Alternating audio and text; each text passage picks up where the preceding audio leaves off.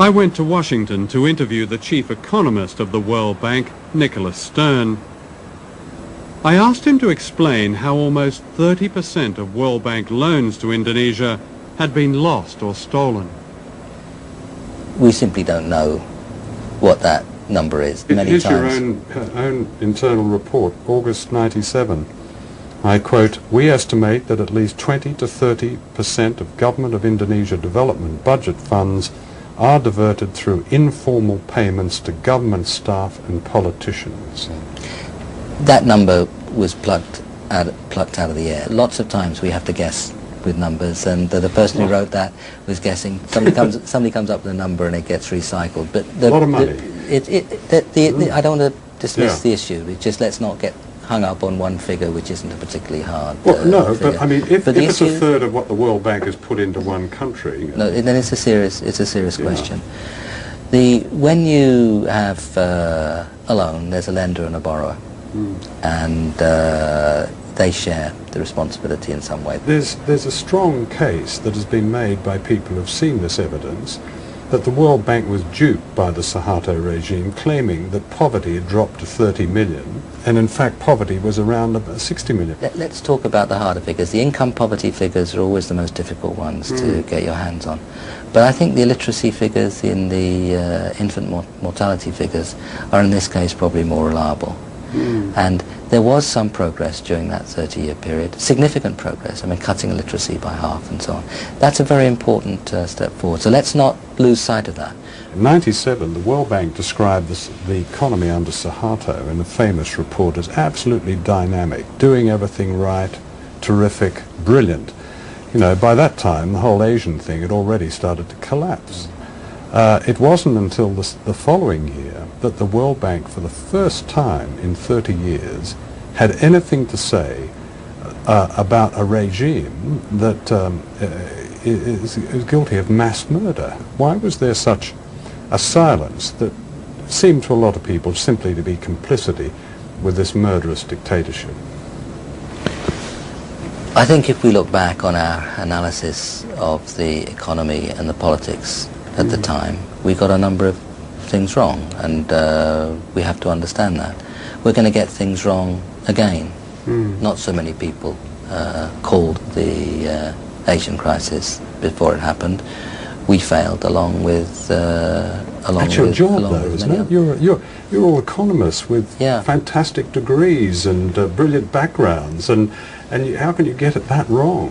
We're going to get it wrong some of the time. I think non-economists get it wrong a lot more often than economists. But this isn't a precise game, and there are going to be a number of occasions in the future where we get things wrong too.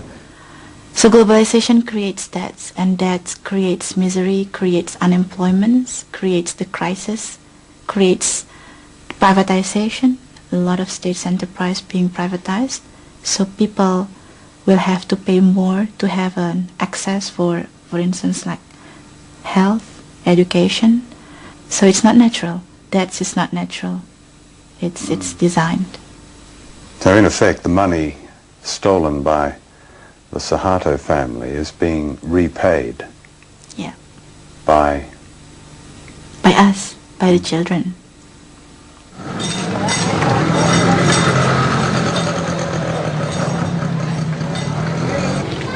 Every day, more than $100 million is transferred in debt repayments from the poorest countries on earth to the richest.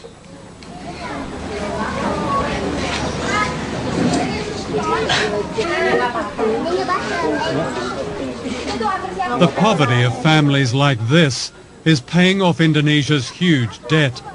The conditions of the IMF's latest loan include a reduction in subsidies on certain fuel and food. Half this man's monthly wage of less than £40 goes on medical treatment for his children who suffer from a serious blood disorder. As prices go up, he cannot even afford the special drugs that keep them alive. Keadaan anak saya yaitu yang pertama dia menderita sakit. Jadi tiap bulan dia harus transfusi darah. Jadi kalau seandainya nggak transfusi darah, dia tiap akhir bulan itu pucat kayak sekarang contohnya. Bibirnya udah pada putih dua-duanya. Jadi akhir bulan itu mesti harus transfusi darah. Itu udah pasti. Pusingnya bukan kepalang. Ya kalau seandainya saya sakit gitu nggak bisa masuk kerja, ya udah apa boleh buat. Paling kita bisa cari pinjaman buat berobat anak gitu. Nanti setelah kita kerja lagi baru kita bayar gitu. Kita cicil. Udah mandi kok Mbak Sis. Kalau seandainya gitu ya, barang-barang naik, sedangkan UMR gaji gitu naiknya nggak seberapa, ya kita otomatis ya kita serahin diri sama Tuhan aja dah. Mungkin yang jelas mungkin berobat pun kayaknya nggak bisa. Jadi kita pasrah apa adanya. Sebab gimana kalau kita paksain untuk harusnya setiap pagi anak-anak kasih teh manis, sekarang enggak. Susu juga enggak. Ya paling kita bisanya teriak sama pemerintah, ikut lewat FNPBI begitu. Kita tuntut pemerintah dengan supaya naikin UMR 100%. Yang penting sekarang kan alhamdulillah bisa ketemu buat berobat. Biar walaupun kita makan pakai ikan asin, tapi udah alhamdulillah. In the global economy, one American corporation dominates the world trade in food grains, while almost half the world's population, like this family, attempt to live on less than $2 a day.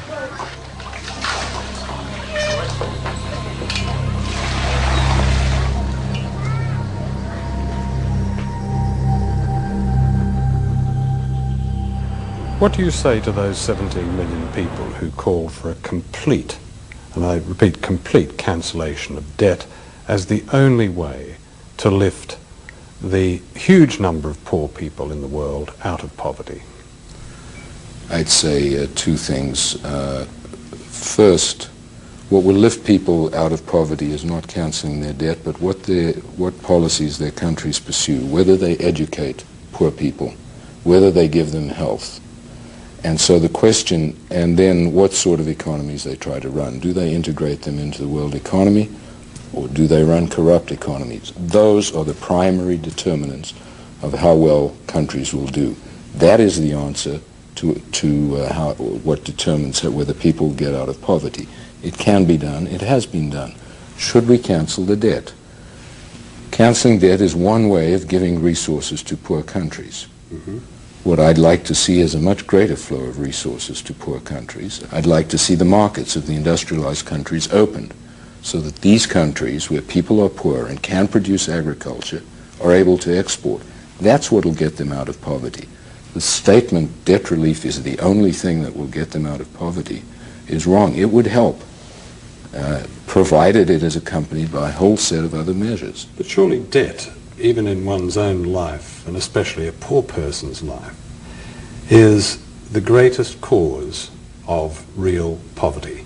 No. And when you have a country devoting half its budget to paying off a debt, when you have the poorest countries in the world sending out millions of dollars into the rich world, surely as a priority that debt has to be either relieved substantially or go altogether. Doesn't that make it just seems common sense to me? If I got that wrong? Yeah, you've got it wrong. Oh, let me explain. Okay.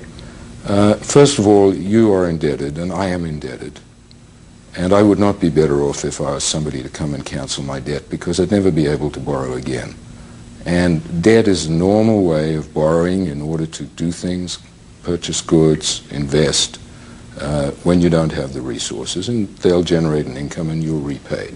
So the notion that all debt should be cancelled is a bad one. Financial systems operate on the basis of debt that is paid. The Human Rights Commission of the United Nations, in a very comprehensive report, said, and I quote, "The institutions of globalization have yet to seriously address the issue of human rights in a democratic fashion. Globalization has caused global conditions of inequality and discrimination." What's your response to that?